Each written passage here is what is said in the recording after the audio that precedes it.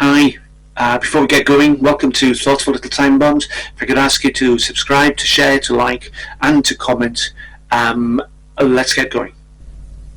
I think I mentioned before that I used to climb. We used to do it, quite serious climbing, across the weekend, Friday, Saturday and Sunday. It was fun. It was horrifying, it was brilliant, it was scary, but it's part of the game, it's a thrill. We used to do that. Why am I going to talk about this? I'm going to talk about this because I learned something as a consequence. That it was a time bomb that I picked up over 30 years ago, 35 years ago maybe, and it didn't go off until about 6 years ago. A thoughtful little time bomb. It was appropriate, and while my conscious mind is happy for me to be in a state of misery, which I hate, so I'm not having it.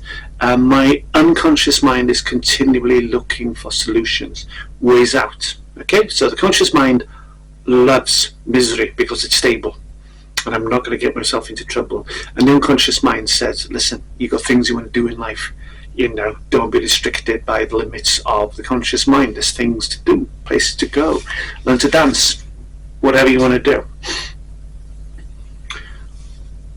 So it's something I picked up from, believe it or not, doing Tai Chi. What's that got to do with climbing?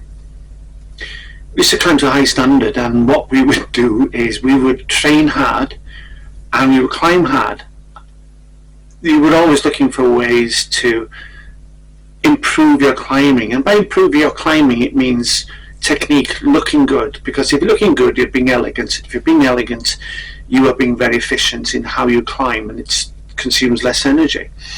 But occasionally there are those routes which are vertical, possibly a bit of an overhang or a bit of a technical problem attached to them, that challenges you to find ways of hanging on for an extra 2, 3, maybe at best 4 seconds to give you the option of things to do, of having a calm mind, seeing options and acting. And also, which is where Tai Chi, and also we used to do yoga, used to come in, it could allow you to find positions that looked appalling from below, but it meant that you were stable. You looked like a contortionist, but it was a balanced position in a very difficult place. So we could do it. Or mostly we couldn't, which is why we went to do a bit of yoga, a bit of meditation even. But we'd heard about this guy local who was regarded as a bit of a Tai Chi master. It was said that not only he taught Tai Chi the type we know, really, if we watch films of urban China, where people gather very early morning in parks and they do the Tai Chi, which is very slow motion movement.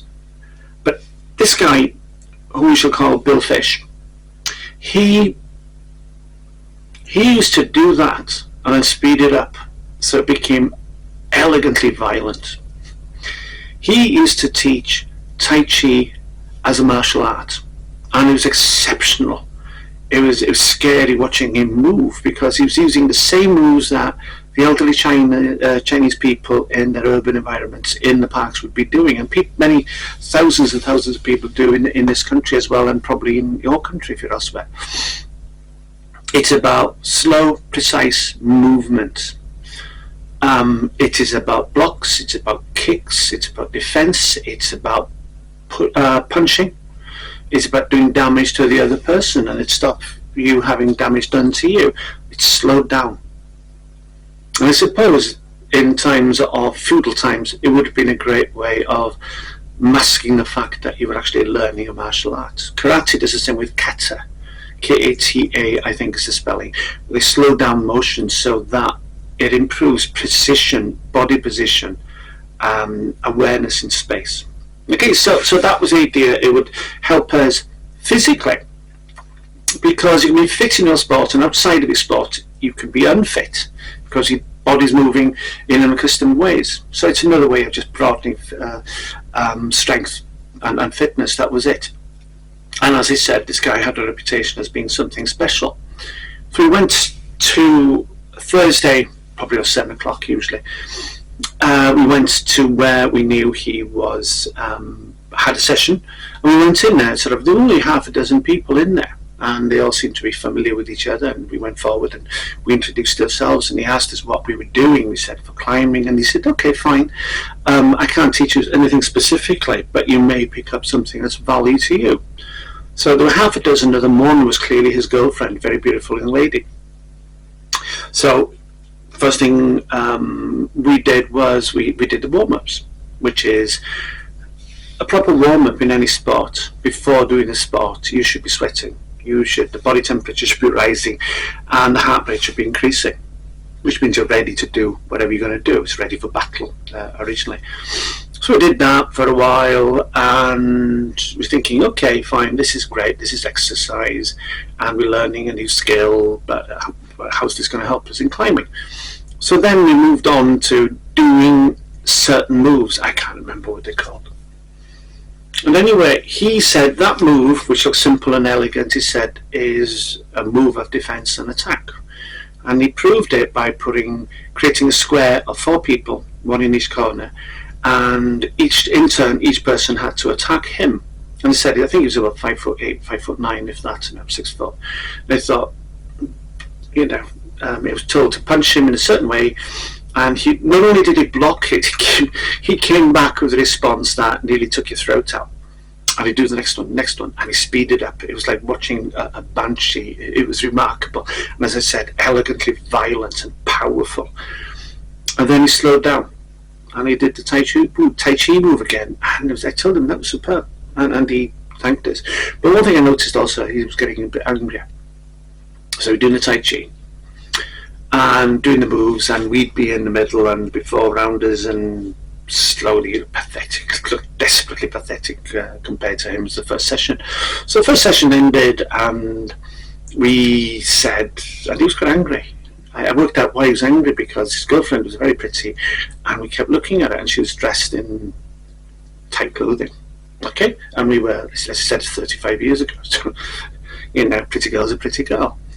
And so we said, we'll see you next week if that's okay. And he said, yes, come next week, and we'll see what else we can teach you. I hope you reflect on what you've learned, and maybe can be of use to you. So thank you. Next week we turned up again, and I said to the guys, don't look at his girlfriend. Do not look at his, leave it alone. Okay, don't stare at it, don't be appreciative. Just focus on him, on Bill Fish. And the reason we called him Bill Fish is, Bill is not his name, he had another name. But behind him there's a hand-drawn picture of a big fish, a bony fish. If you did your O-levels and A-levels, it's a bony fish. And so he got called Bill Fish. The session went like as week before, and learned a bit, and it was strenuous, and he made us put us through our made us work incredibly hard, and he was getting angrier and angrier all the time. And at the end we thanked him, and once again said it was marvellous to watch him in particular move, and we learned a lot by watching the others. And I thought, oh God, wish I hadn't said that. Next week we turned up, the doors locked, and the windows, the curtains are closed, and it's a community hall, and we knew he was in there. We saw the cars, and he wouldn't let us in because obviously we'd offended him. And I was thinking afterwards about the week before, apart from us looking at his girlfriend, a very beautiful young lady, he'd said something, and he said to me, punch me. He took me apart, and everybody, there were, I think it was 8, there was 9 of us in all. And he said, punch me, stood in front of me, and he said, punch me as hard as you want in the right shoulder, then, pull back, and then punch me as hard as you can in the other shoulder, and then I want you to smack me in the chest as hard as you can. And I said, I don't like doing this. And he said, no, you won't hurt me. I assure you won't hurt me. If you do hurt me, I deserve to be hurt, and it'll be my fault. So I thought, okay. So I took a swing, and I went for his left shoulder, and I smacked him hard, I thought. But what happened is, he just pulled away. I felt my fist on his t-shirt, and that was it. And I put a hell of a lot of force into it. And then he said, do the other one. So I hit the other shoulder, hard as I could. And it's very unsatisfying. I'm not a fighter, I don't punch things, but if you're going to punch, then you expect to hit something. A bit of satisfaction from that. Punch back, nothing. Just moved away. I barely felt his t-shirt this time, but I did make contact with his t-shirt, but I did nothing else. And then he did the same with his chest. He just rolled from it. And he said, Tai Chi is the art. One of the important parts of the art of Tai Chi is to be like silk. Okay? And he said, you hold silk up and you try and punch silk. You will do no damage to it whatsoever. And he demonstrated that's what he had just done there. I punched him, it had barely made contact, and he pulled away. And I think another lesson I picked up there is that by slowing a martial art down and speeding it up, and slowing it down and speeding it up, what happens is that you begin to see somebody attacking you do it in slow motion, and it was remarkable to watch. But he wouldn't let us go back because I think collectively we looked at his girlfriend too often. But that one was it. Now, what's that going to do with thoughts for little time bombs? Well, that phrase, to be like silk, didn't strike me as being important until over 30 years later. It just woke up one day and I thought, that's important, to be like silk, to be important. I worked in an environment, and I knew people who worked in similar environments where bullying took place, where you had a pig of a boss who was inadequate and seemed to hate people with any kind of talent around them. And they would do anything to undermine that person. But they couldn't get rid of them because people who are generally bullied in such situations tend to be bright and creative, and you need bright and creative people in the office, but you don't want them to be too confident in their brightness and their cleverness and their creativeness. So what you do is you bully them. You don't let them know exactly how clever, how useful, how important they are to the work environment you're in. So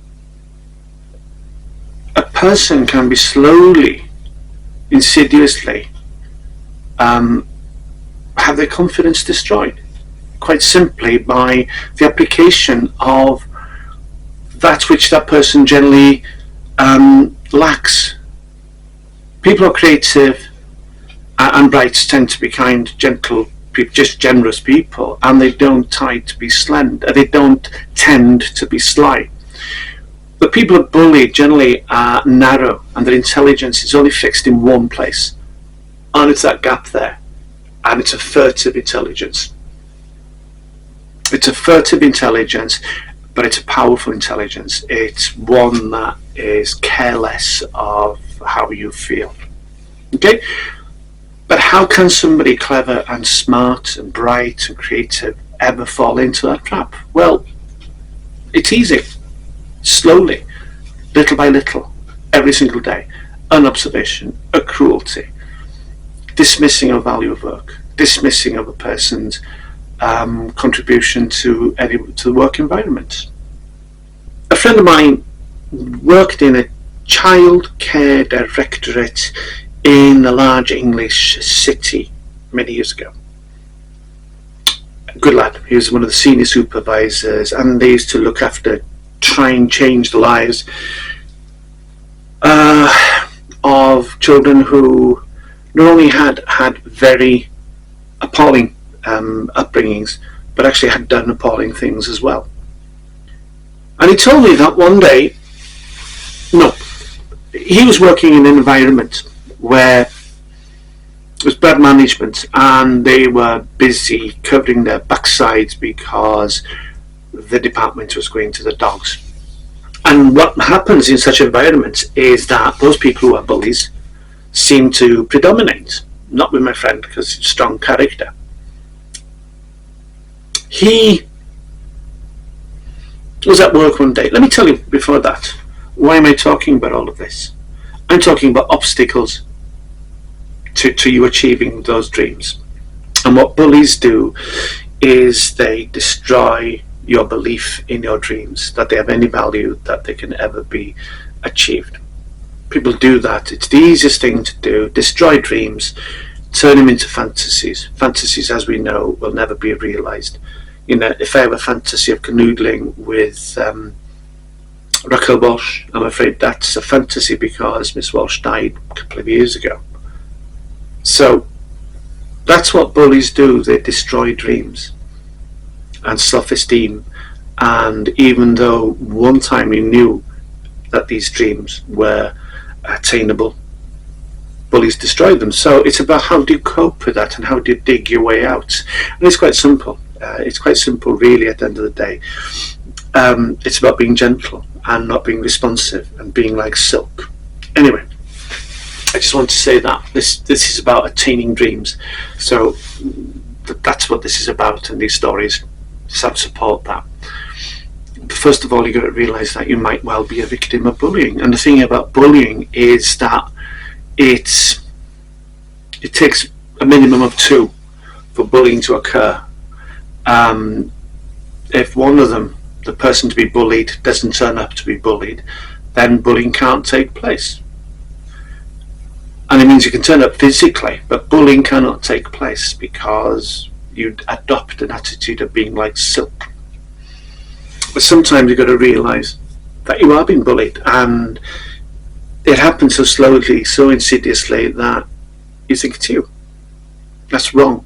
And it makes you feel that it is you who is responsible for having a hopeless sense of the future. But it's not. It's other people are doing it to you. So anyway, my friend was at work in a place where bullying was rife because management was appalling, and in the end management was completely removed, and other people went in from the outside, commissioners I think they call them, and to try and save the department and care of the children. So one of his colleagues came in, one of the general workers, who would just be sitting, talking, engaging with the kids. That was their job. Kids and teenagers, young people basically. And she came in and she was holding onto her arm, and my friend, instinctively being a very caring person, went across and said, "What's happened?" And she said, "I was walking along the pavement is tarmac, which is cheaper, and it's freezing outside, and I slipped and I fell on my arm, and it hurts." And then she was silent, and she looked upset, and my friend said, "What's the matter?" "I wish I'd fallen the other way." And he said, "Why?" "Because there was a bus there, and it would have made this all end, and I wouldn't have to come into this place ever again and put up with what I'm putting up with." Okay, you're not working today. Come with me. I'm going to make sure that your hours are worked. I want you to go through these files, and if you learn anything from them, I will be very angry. Here's a notepad, here's a biro. I want you to write down everything you're unhappy about, and I want you then to carry on writing without thinking until you come up with a solution to it. You're not going to be disturbed. I'll bring you tea, you can go for lunch, but nobody's coming near you, nobody can intimidate you. So we're going to keep you safe. Okay? We all love you, we all care for you. That was one. The other one is another friend, a close friend, who said to his work colleague, somebody he actually did trust, in a toxic environment, and said, "I wish I could have a minor stroke or a minor heart attack. Absolutely anything to stop this bullying, to make it stop." And he was admonished by his colleague, his friend. So both those people found themselves in positions where they didn't want to come to work because they hated to come to work, and they were talented, they were creative, and they were bright, and their work life had been turned into horror. But they couldn't escape because the confidence had been destroyed, which was the intention. And so they would do their work, they would do it well because they were scared of not doing it well, and they would not get a pay rise, and the boss would be congratulated for the quality of the work, and it would be servants to the whim of another, and cruelty. So how do you get out of that? Well, one thing those two people did was, and it's a sensible thing to do, which is why both of them did it with encouragement, is with my friend, he said, go to a doctor. I want you to go to a doctor, and I want you to tell them everything. Go to a GP, go to a medical centre, tell them everything that's on your life, and I want you to tell them that you need time off to think. Okay?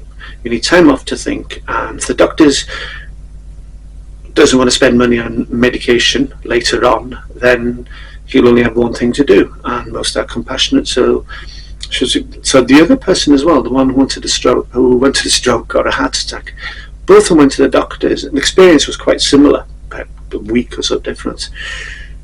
So the one went to the heart attack, stroke, said to the doctor, I can't go on, I can't think, I'm feeling terrible, I need time off to think about what to do next because I have to escape, but I can't escape till I stop thinking this way. Doctor said, how much time do you want? And the person said, a week. And the person said, no, I'm giving you a month, and if you need more, you come back. And he wrote a squiggle that looked something like nervous exhaustion.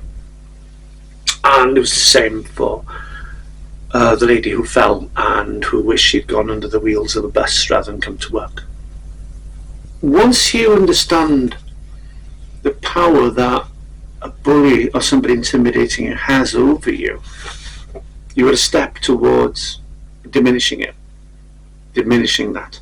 And I don't think you ever win with a bully by becoming confrontational or aggressive against this person. In my experience, and I've spoken with counsellors about this, it's the light, gentle approach that works best. Not in all circumstances, but it works well, really, really well. Because you're becoming like silk and you're not responding to the person and the bullying. But all the time, as I keep saying, you should be dreaming quietly. You should be planning quietly with a view to acting quietly.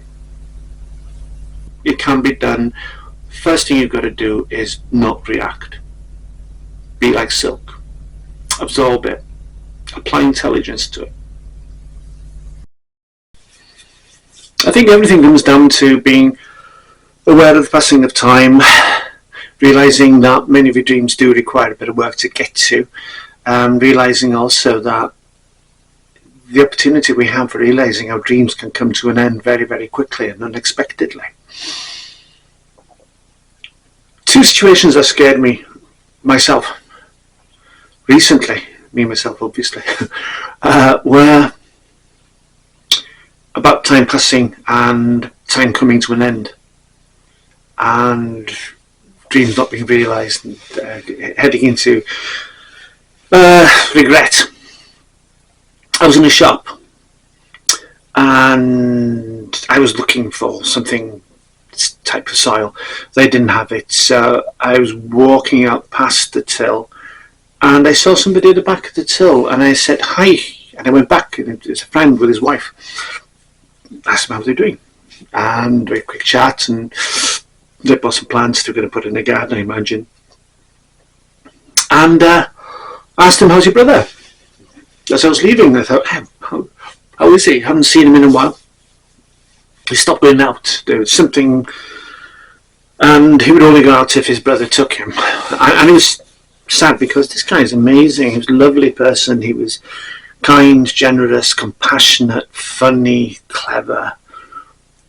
Just a good bloke. And he stopped going out after, I'm not sure what happened really, but he stopped going out unless his brother took him, and he had to be persuaded, and his brother is a good persuader. So I asked, how is he? And he said, gap, silence. He's alright. Okay. Then I asked, is he going out? And he said, looked at his wife and said he had a care package around him because he couldn't walk. I said, what? And he said, yeah, he was a care package around him because he couldn't walk.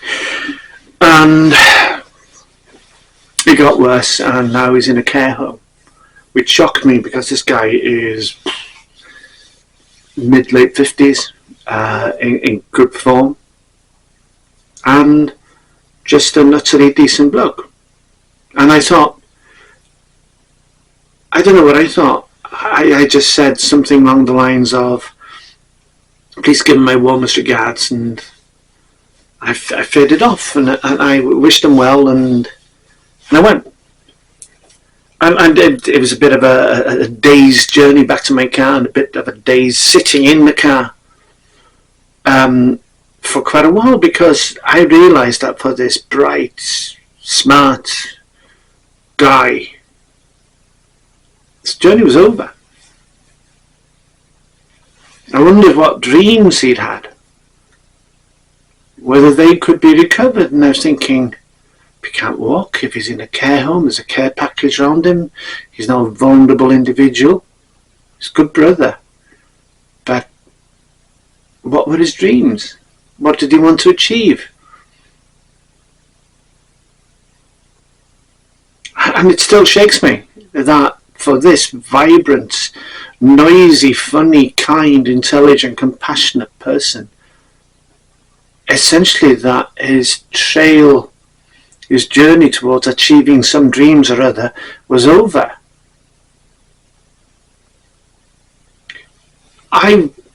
Less than a week after that was on a Saturday, on following Saturday, was it Friday? About a week, less than a week possibly, I was at the bedside of a family member who had collapsed and had been found for a day, his widower, and he'd fallen on his right side and he'd been lying on his liver side, and just going a day without any liquid had an negative impact on his kidneys. He'd collapsed because of heart failure, and there was fluid on the heart and the beat was irregular, and they were so worried about him that they put him in an induced coma, and he was in a coma for 6 days, about 6 days.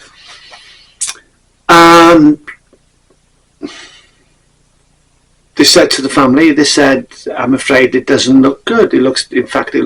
Prognosis is very, very poor. We don't expect him to recover from this. We prepare you. We put him in a deep coma, induced coma, and they managed his heart, blood flow, blood pressure, kidneys, liver, lungs, whatever. And he had about a dozen cables or tubes either pressing into him or on him. And it was remarkable. It was remarkable that they were managing, fine-tuning the body in order to try and save the person within that body. It was remarkable to watch. I've never seen such skill.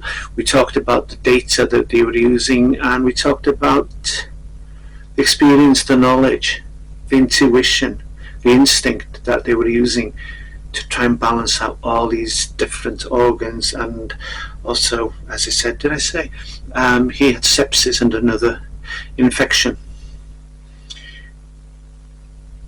We were there saying goodbye, long as they were. That's what it felt like. And then slowly, over the week, we learned that he was beginning to assume a bit of responsibility. His body was responding to his volition, as it were. So they reduced the depth of the coma little by little, and when I went to see him on Sunday, I was talking with somebody who 8 days earlier was all but gone, according to expert opinion and all evidence. So he had dodged a bullet. I haven't told him that yet, but I will. Whatever dreams he had in his pocket, he wanted to achieve, and they had seemed impossible a week earlier. He was gone. It was over. A miracle of the human body occurred, and he recovered, and he's still recovering. And I'll visit him again tomorrow probably, and we'll see how he's doing. But every text I'm receiving tells me that he's doing fine. It's getting better, slowly, but it's getting better, and he's receiving physio and he's walking about, which he would need after atrophy of a week in bed. It doesn't take much for the body to start responding negatively if you're inert. So one was a story that upset me and really upset me, and about dreams coming to an end. And the other one I found inspiring, because somebody had dodged a bullet after some appalling health, the body going into a collapse, and he recovered. So he can now start doing things, and I'm going to remind him of it, that he dodged the bullet and that he'd better get working, because clearly he's been given a gift that many people do not receive, and he has a sort of a moral responsibility. I'm going to lay it on thick. But it goes back to the topic of the week, which is, as usual, one of the week before. It's about frightening the bejesus out of you. It's for you to realise that time is running out, and that doesn't matter how much time you think you have, somebody else may have other plans for you. And it's not you driving in the car. That's generally the problem. It's the person in the other car. Keep that in mind. It's been good talking to you. If there's anything on the shelf behind me that you might feel useful to you, that you take on board consciously or unconsciously, that will go off at a time of its own choosing when you need it, then I hope this has been useful to you. And as I say, the conscious mind likes misery because it's stable. You're not going to wander away from the campfire, but it's not going to make you happy. And the unconscious wants you to be happy, wants you to realise so much of your potential. Bigger ban. So never be a servant to the whim of another, unless it's family, unless it's something deeply meaningful to you and it's part of your dream. No, look after yourself, nurture yourself, be aware that everything can be taken away so quickly, so unexpectedly. Do not become a lesson. No, become a lesson to people that you should be striving to achieve things in your life, things that you want to, and not an example of opportunity missed because you didn't take the time that you had available to you. Could be tomorrow, could be next year, could be 15 years hence. Get on with it. Hi, before you go, if you'd be kind enough to subscribe, to like, to share, and even comment, I'd appreciate it very much. Thank you very much on behalf of myself and Shadow. He's having a kip, but I'm sure he'd be thanking you from the heart of his bottom. Have a good day. Have the best day. Bye.